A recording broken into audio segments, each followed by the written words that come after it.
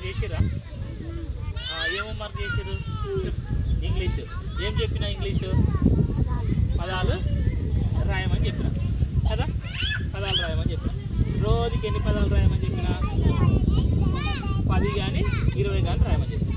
ఇప్పుడు నేను ఓ లెక్కేస్తా, చూస్తారా? చెప్తారా? చెప్తారా?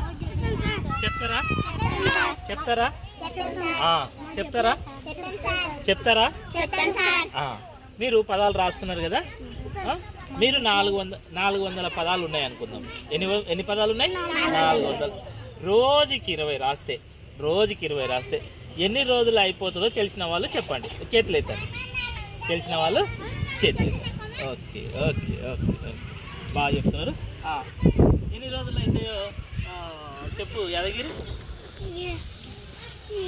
రోజుకి 400 పదాలలో 20 రాస్తే ఒక రోజుకి 20, 2 రోజులకి 40, 5 రోజులు ఒక రోజుకి 20, 2 రోజులకి 70, 3 రోజులకి 60, 4 రోజులకి 80, 5 రోజులకు 100.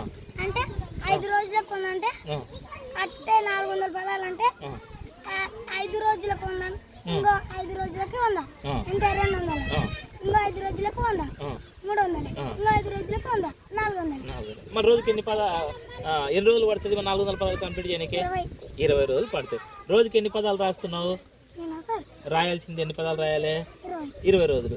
20 పదాలు రాయాలి. 400 పదాలు ఎన్ని రోజులు అయిపోతాయి? ఎన్ని రోజులు అయిపోతాయి? సరే, నేను ఇంకొక లెక్క చెప్తా, మీరందరూ రేపు చెప్పాలి. మీ యొక్క 600 పదాలు ఉన్నాయి. ఎన్ని వందల పదాలు ఉన్నాయి? 600 పదాలు ఉన్నాయి. రోజుకి 20 పదాలు రాస్తారు. రోజుకి ఎన్ని పదాలు రాస్తారు? 20. వాళ్ళు ఎన్ని రోజులు అయిపోతాయి? 30 రోజులు. అంటే చెప్పలు కొట్టండి. ఇంకొక లెక్క చెప్తా, 1000 రోజులు 1000 పదాలు ఉన్నాయి. ఎన్ని పదాలు ఉన్నాయి? 1000 పదాలు ఉన్నాయి.